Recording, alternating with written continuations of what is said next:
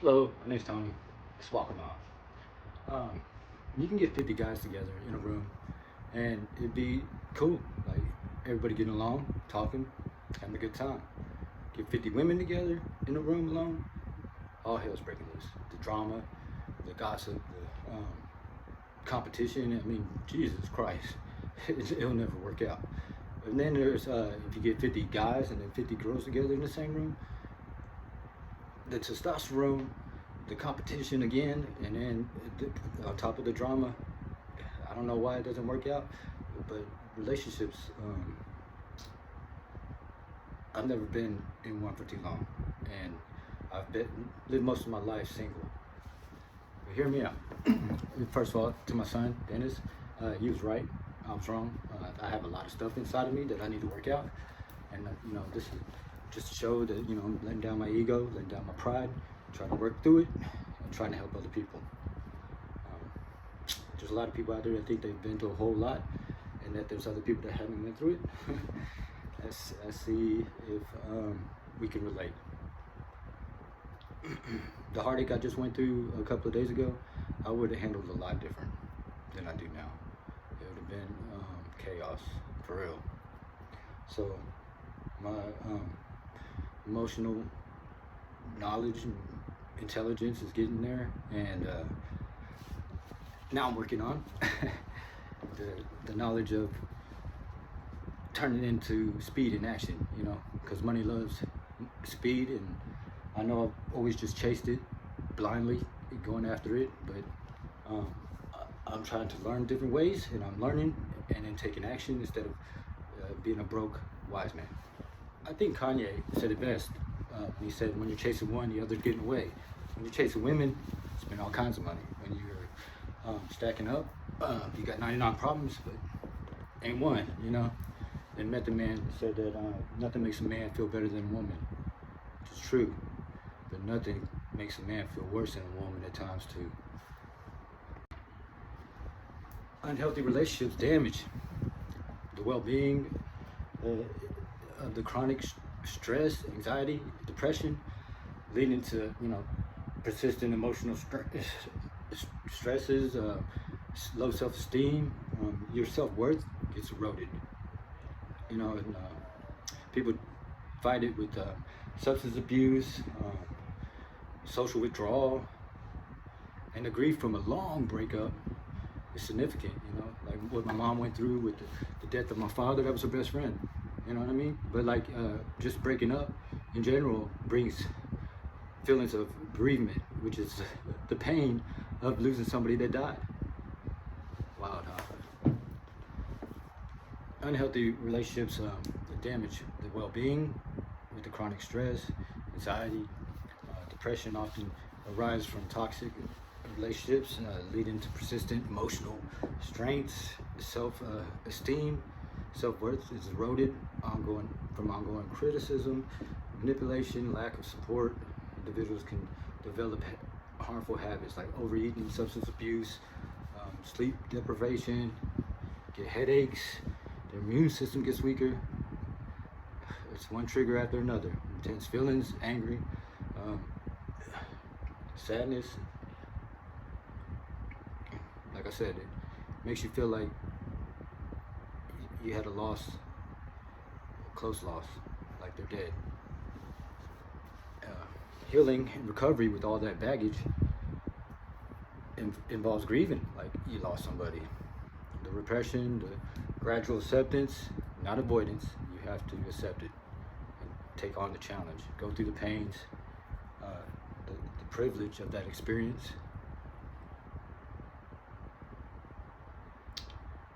After going through that scientific crap, let me give you some examples of that kind of pain.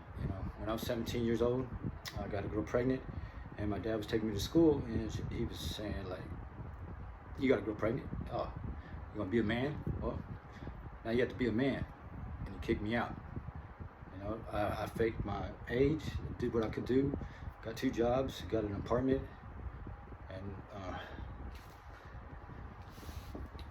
was going to UK at the time, and the counselor that got me to go to school early, to college early, he actually went to the apartment and tried to stop me from quitting school, but he see me with my son, and he knew there was no way of talking me out of it.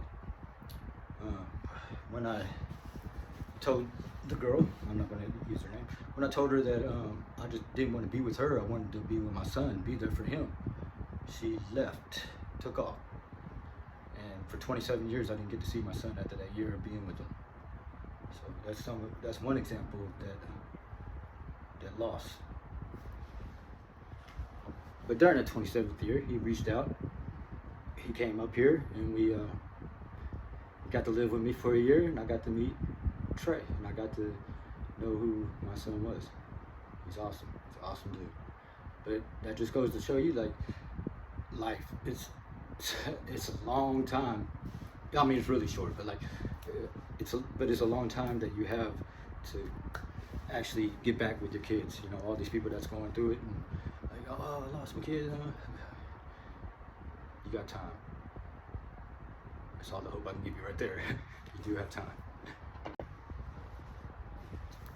But you know, all the pain that I've ever been through, moments like that, make it all worth it. You know? But the actual science or the actual stuff that I was going through right there, let's break it down. You know, family rejection. When she took Trey, I had moments of like, I don't know how to explain it. Just picture this. There's a hole that never heals. Like, it's always there in those moments. She was day one, but then one day when I went to the strip club, you know, I was selling ecstasy pills too as well, and I used to throw them in the corner, and people just throw money, grab the pill, you know, it was kosher. And then when I walked in that particular day, there was ecstasy pills in the corner. Oh my God, I went, hey, shit crazy, you know what I mean? Like, she cheating on me, I mean, I was mad as hell. So, you know, from arguing in the club, and then we went to home, and I was starting to argue again. She puts a G-string around my neck, and I'm like, you think this hurts me? You think this? And then boom, I'm out. I mean, every blood cell in my eyes were popped. Like, I was not human at that moment. Things that made me love her. But no, we did eventually get back together and had 2 kids, but that moment, it stung the relationship a little bit, you know? But then she cheated, for real cheated, and broke my heart, bro. So from there, you know, we split up. I went back home to Hardin County from Louisville, and she got the most from me, you know what I mean? Like, she had my kids, so I'm gonna provide. Bought her a trailer, bought her a car, and when she went out to child support, went there, provided those receipts, but they said you didn't do it through the court, so it's just a gift. But it was too much for her, you know, the kids and all that. So she dropped them off on me one day on my porch in their diapers, and she was nowhere to be found. I had to be mom and dad right away. People used to tell me, man, there's nobody out here raising kids like that, you know, single dad, taking on that responsibility. But I didn't look at it like a responsibility. I was happy to do it. I loved them kids, man. But another pain was when I was in prison during that time. My ex-girlfriend came and visited me, which was weird because, like, she'd set up visits but never show up. It'd always be ghost visits. And so I'm sitting there waiting on nobody. And she finally showed up that day, and I was like, whoa. But she had my kids with her. And first thing she says is, I went out with your friends and I got raped.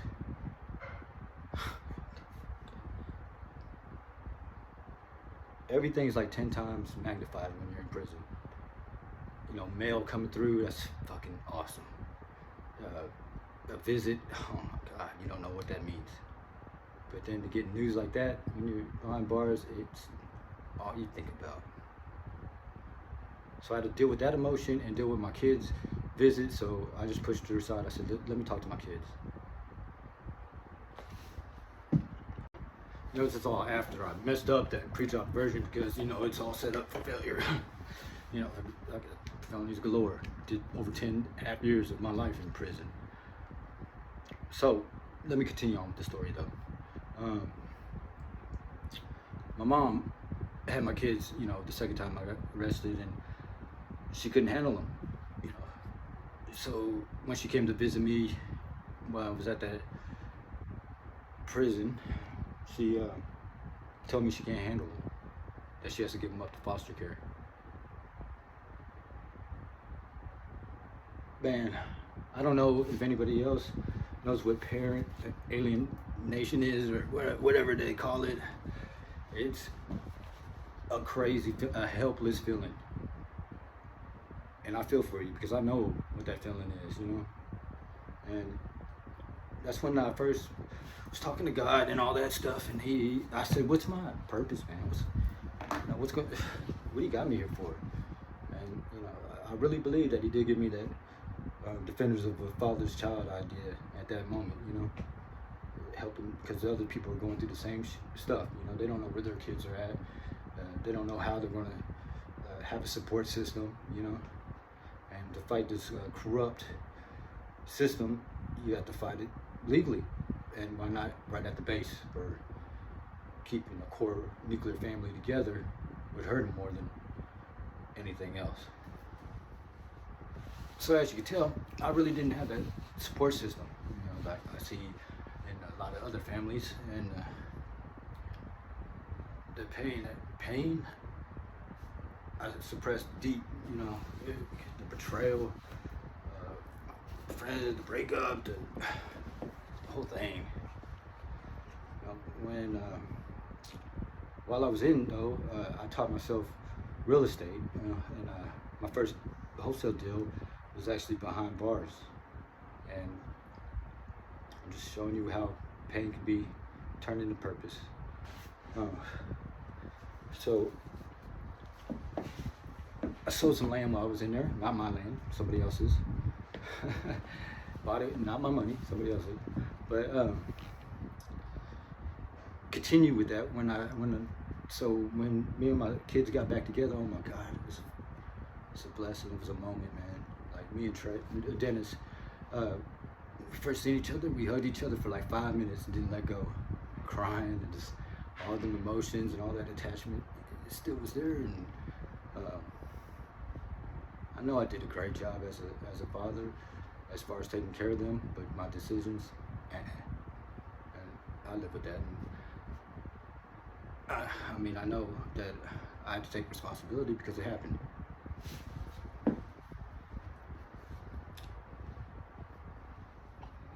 I've been freaking tested in this life. It's crazy, my experiences that I know people can actually can't imagine, man. I feel like nobody else has been through stuff like that, But I also know that I can live through anything. I can fight through anything. Pain, helplessness, all of that, It's built up with so much resilience that I know that's my superpower. So that leads us to another painful moment. I was in high school, and my high school sweetheart, after Trey, I lost Trey and all that stuff, we got together.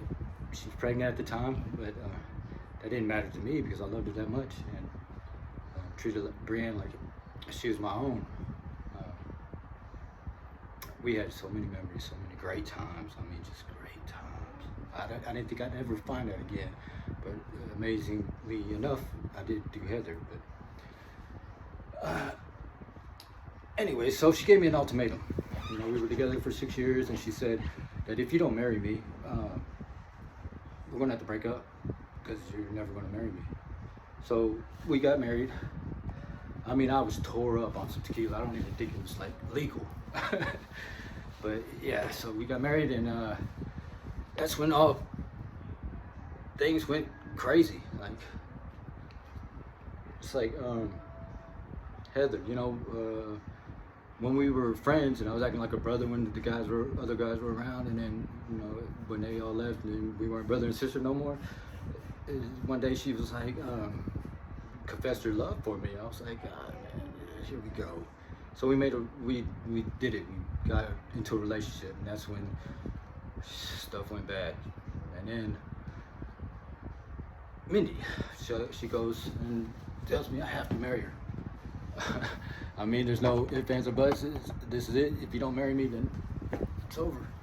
So we got married, and it's like I could never live the 6 years down.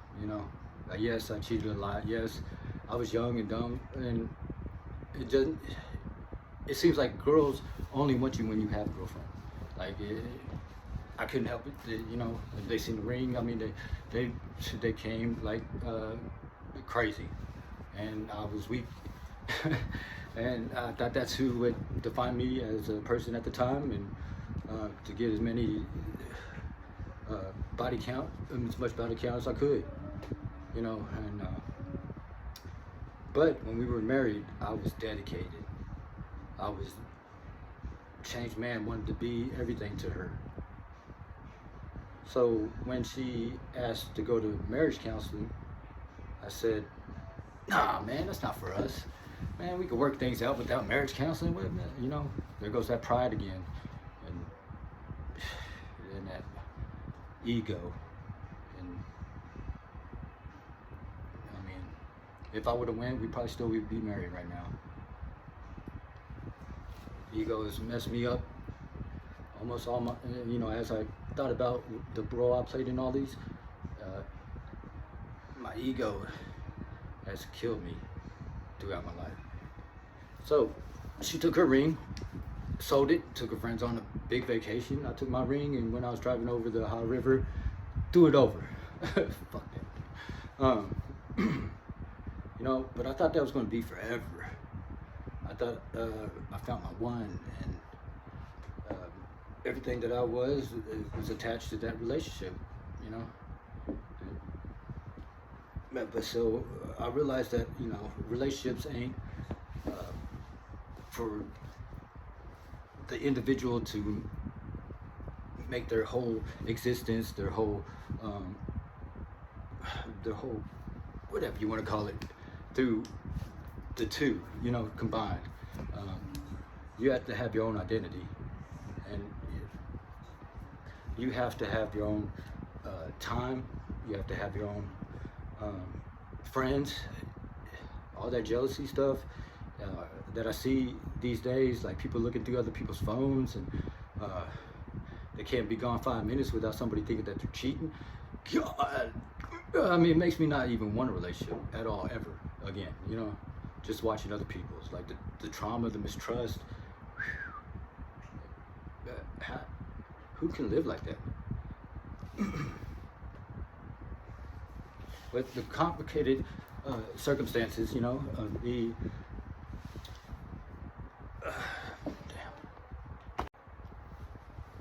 all the emotional generosity, despite the complicated circumstances, it was awesome, man, between me and Mindy. But the trauma and the mistrust and the repeated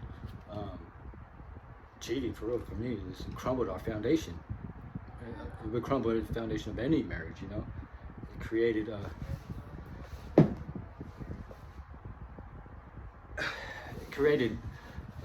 something that only the marriage counseling could fix. Pain number 5. My son, after my sons and I, we reunited. By the way, this is no filter. After my sons reunited, from their foster parents, they both snuck off and got back into my life, and their foster parents took all the money that they saved up from when they were 13. Crazy. And I wonder how many kids go through that with their foster parents. They're attached to the bank account, and if they don't like something, they take all the money. From there, I was lucky enough for 2 real estate agencies to give me a chance, and took me under the wing and hired me, and then started teaching me all kinds of stuff. And Veterans Buy Houses actually let me run with it, gave me the whole department of acquisitions, and making phone calls, making the appointments, finding the deals, locking up the deals, closing the deals, you know. And I got what was it, 100 contracts in 6 months, which is unheard of. But like, not all of them were deals, trust me. But 3 of them were 3 good deals, great money. But I thought real estate was like the answer. I mean, it's my passion. I loved it. I love going out there and talking to people. I love being able to find the deals. I love just everything about it, where it was going to take me in life. And but working for somebody else, it's just grimy. And they'll say that, it's the contract, or it's the I laid everything out, but like, this is what I pay. Nah, bro. Nah, man. I've been doing drugs, having business moves all my life, man. I know what the heck's up. One deal, I got this guy that living in his garage because his house was so tore up. He signed his house over $50,000. It's a big, beautiful home. Crazy, man. And I got paid $140 from it. But that wasn't Best Buy House. That was the other business that I worked for. They broke you down. This is what I get paid, man. Okay, so like at Vets, Matt. Oh my God, he's awesome, bro. The courage that he gave me, the inspiration. Like, I know I could do anything in real estate because I had him backing me, And one day I got one locked up for like $20,000 that was worth $450,000, and greed, man. I mean, I seen it in everybody's eyes in the office, like, and with the way my pay was structured, I was gonna make a killing.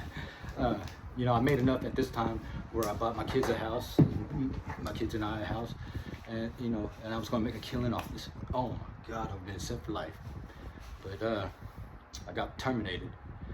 And what was explained is, like, if I'm terminated, then they don't have to pay me for my deals. I haven't did real estate since. And which is unfortunate, because the richest guy that I know said, Tony, man, that's unfortunate because you show talent. You got all the talent in the world. And coming from him, that's a big deal. I don't handle stuff. Well, back then, I'll show you the difference of me, how I handle things, my emotional intelligence wasn't there. The approach of, oh, you're gonna hurt me, watch me hurt myself more, was definitely activated. Like, I was working at Culver's as a manager, changed my life for like 3 years, didn't get hired or anything like that. Was going to church. Southeast Christian, know a lot of people up there, great people, kind of too much pride now to go back and, say what's up and just be broken with them, because I'm not broken, because I got too much pride. One day I went to go buy a pack of cigarettes and it got declined. When I knew I had like 20,000 in this bank account, and went to go put my get some money out of the bank because that got declined. It was a different account, and this account said you don't have any money in there. And I was like, quit playing with me, you know what I mean? Like they know me forever, so like and they know how much money, because just the other day I checked on it, but there was no money in there, and they gave me a phone number, so I called this number and it was like, it's for child support. Like, I raised my kids, and Heather was getting K-tapped the whole time that I had my kids.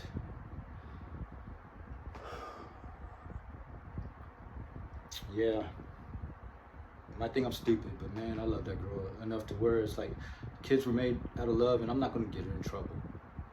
I mean, I'll take that hit. I'll eat that loss. But the craziness and the criminal thinking that I had is like, I want to get that money back though. So my dumbass started selling drugs again.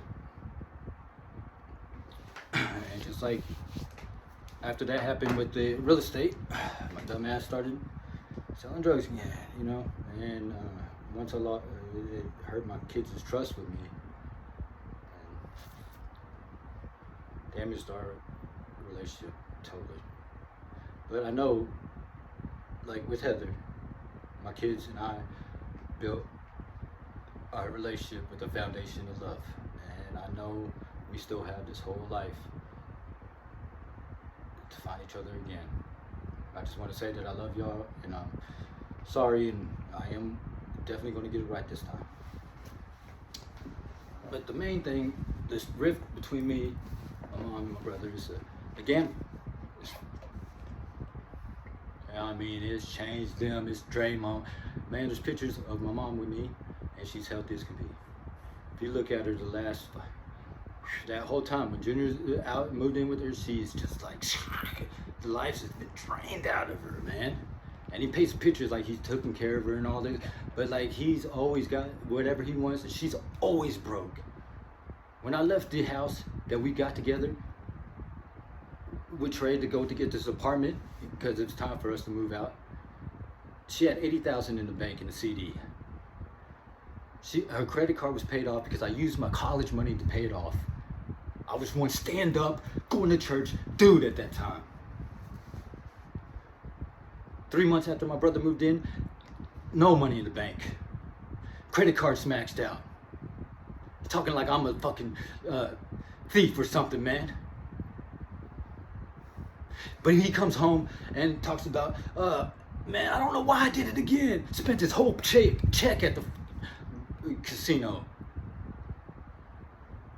Truly a piece of shit. I'm a very forgiving, empathetic person. Yeah. But I have my ways about me too, you know. I can cut somebody off like really quick, you know. But my family, I never have.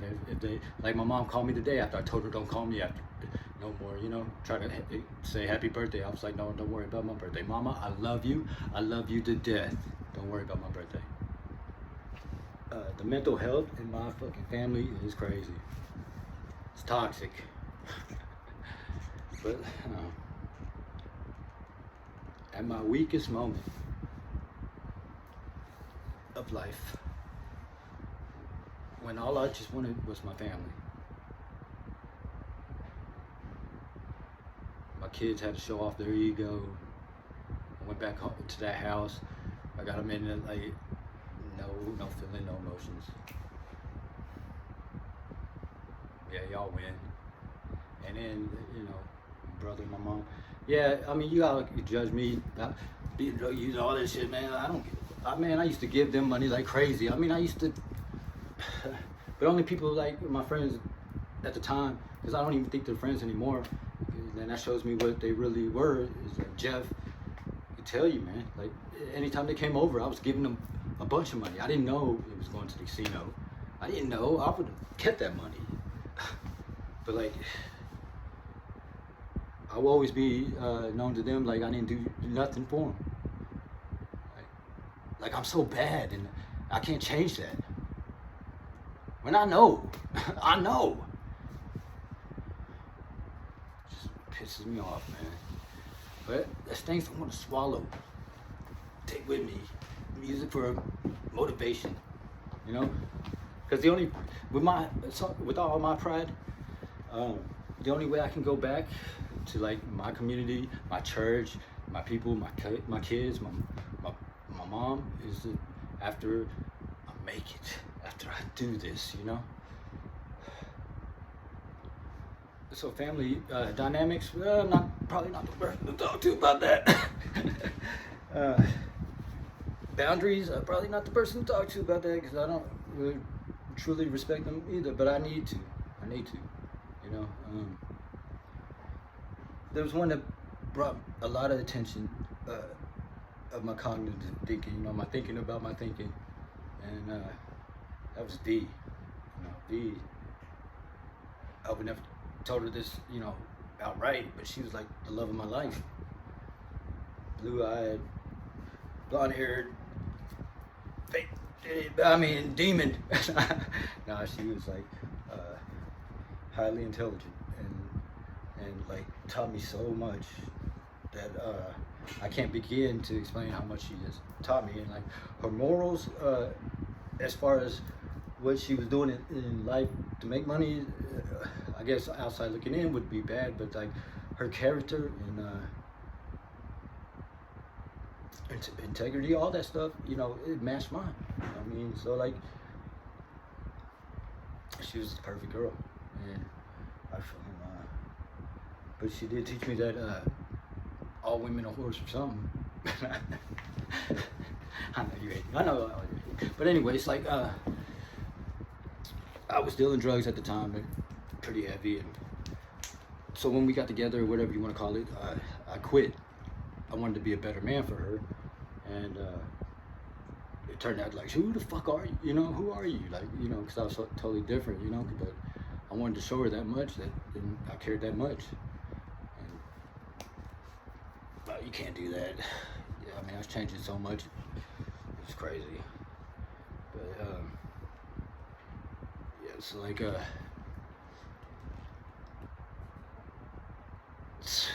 the biggest damaging blow to my ego or whatever was this dude, this tattoo artist, you know, did my 2 tattoos on my front arms. Like he went in with me on a deal, and like it went bad. Like the stuff didn't come in, you know. And I get this report from somebody up here, you know, that tells me all the rats in Louisville, and then I used to get a report down there in Hardin County, Steve, that used to tell me all the rats in Hardin County, you know. Paid good money for these reports, but this particular report in Louisville was in a different county. I mean, way out, like BF, like I'd never go to them, and I just sent this report out to all my people that need to know, you know.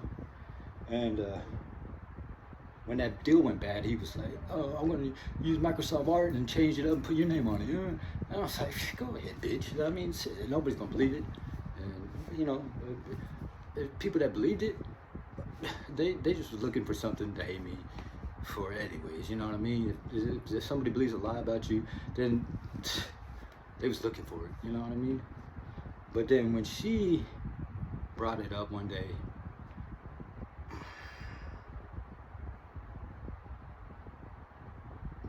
that was the last straw. Like, I mean, we continue to be friends. That's how you can tell if you truly love somebody, is you can be friends after that, after a relationship, you know. And I know that if the conversations, I can't have that type of conversation with anybody else in the world, you know. But just that doubt right there, when I get arrested, it's only me that gets arrested. I tell everybody that nobody knew anything about nothing. Because that's what kind of martyr I think I thought I was. You know what I mean? Like, every charge or every conviction on my rap sheet is years. It's freaking last time they didn't come down from 12.85% till the day of the trial.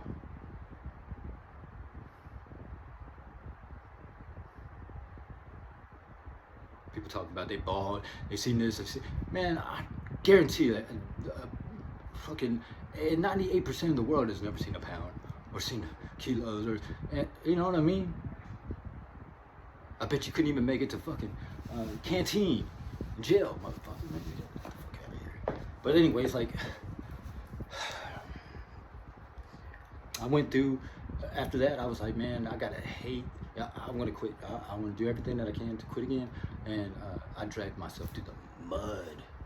Stop selling, live with people that I used to sell to, and man, all the talking behind my back, all the stealing shit, like when I was leaving and coming back home and the shit would be gone, man, wouldn't take it from me.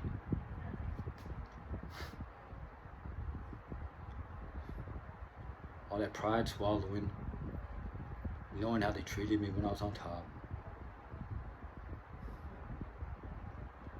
Only a crazy man would want to go back through that stuff again. Only a crazy man would forget all that stuff. I realized how crazy I was.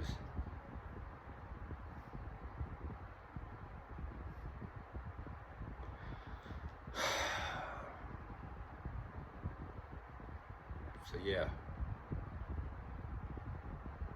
Let me get a conclusion together. get back with you.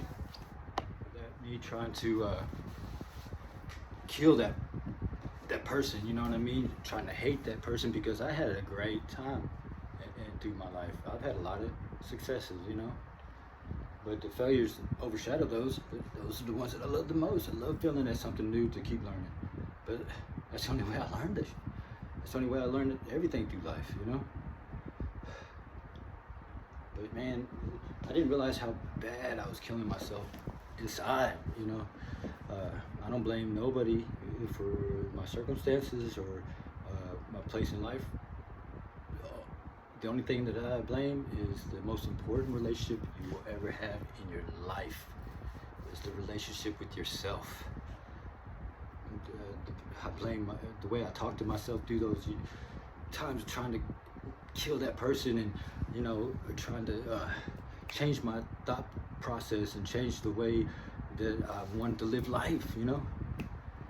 And I didn't realize it, but man, self-conscious is powerful, and I used to beat the crap out of myself mentally. And it's so easy to bounce back when you do, you know you're gonna make it, and you know you're gonna do it. And then when you try to just change your thought process, okay, now it's time to build myself up again and get myself back right. And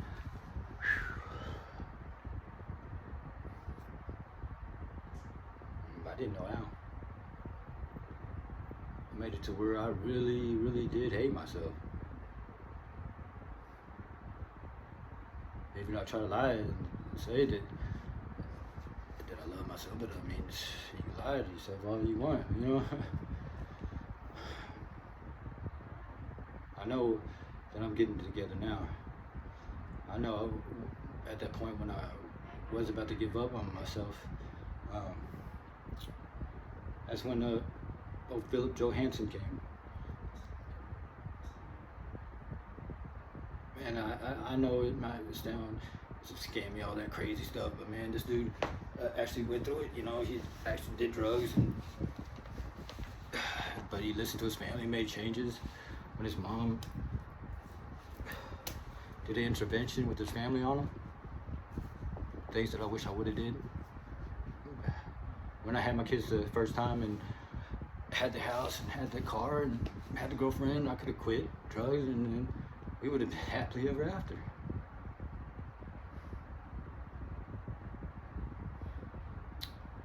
But like, some of us have a lot more to unpack and a lot more to compress and a lot more to think and process through than others. I know I ain't nothing. I know everybody has their own stuff, you know, their own battles. But I feel like I've been through some stuff. So if you think you have been through a lot as well, and that you know that there's no way of making it through, you know, I know I don't have any proof of the money yet, but I know it's not if, it's when it happens. And I just wanted to show the things that I'm working through right now, just to get to that point of getting myself right, you know, because I know there's a lot of people that have to work out through so much right now. But I'm doing it. Just to show you that, you know, that you can do it. Like, your mindset has to change. I love you guys. I'm gonna change my name to my YouTube channel is Walk 'Em Out, and hopefully I can get some really good people on here and have some talks like this. Thanks. So I'm doing all this, you know, just to help one person. You know, that's the big quote, the big motto. But yeah, man, the only way I'm gonna help myself is if I try to help other people. Because like, I've tried everything else, you know, God is amazing, you know. Because it's like, I have that relationship, and it's here and there. You know, before it used to just be only if I need him, but yeah, he's my friend. We talk, but like I have to love myself too, man. I gotta want it for myself, and like I know it may be advertisement. Like the only thing I wouldn't just back something unless I use it. You know what I mean? Like air fryers and Bics. I want to do commercial for them. You know, but like if I can get one person to that it was messed up like me, or you know, going through it, and they really wanted an example and wanted a way of time to stand up, time to change it, trying to that one click, it's time to go away from that situation and learn how. Man, I'm telling you, Philip has the answers. He ain't gonna baby you. He ain't gonna do all that. He ain't even gonna be like. But the accountability is there, and he's gonna be like saying some stuff that is gonna hit home, and it's gonna make you think about things. And that's the thing that if you want to change, you really have to think about your thinking, the cognitive side of it, and then you got to know your purpose and your why. And I know one person subscribes, and I know I helped that person.